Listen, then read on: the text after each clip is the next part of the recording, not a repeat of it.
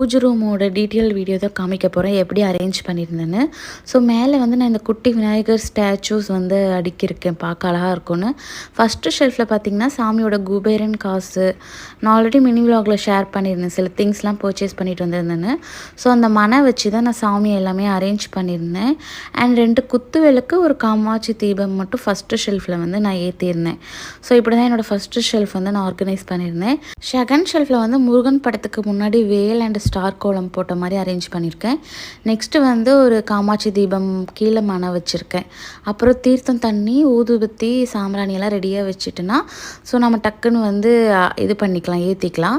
Next third ஷெல்ஃபில் வந்து திருநீர் மஞ்சள் இந்த எக்ஸ்ட்ரா ஐட்டம்ஸ்லாம் வச்சுருக்கேன்.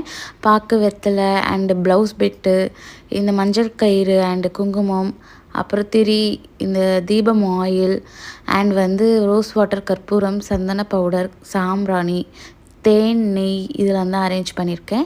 அதுக்கப்புறம் வந்து இந்த ஸ்மெல் வர ஸ்டிக்ஸும் வாங்கி வச்சுருக்கேன். நல்லாயிருக்கும் அந்த ஸ்மெல் வந்து வீட்டில் ஏற்றும் போது பாசிட்டிவாக இருக்கும். இங்கே கீழே வந்து நம்ம ஏதாவது பிளேட்ஸ் அந்த மாதிரி அரேஞ்ச் பண்ணுறதுக்கு ஒரு ட்ராயர் கொடுத்துருக்காங்க.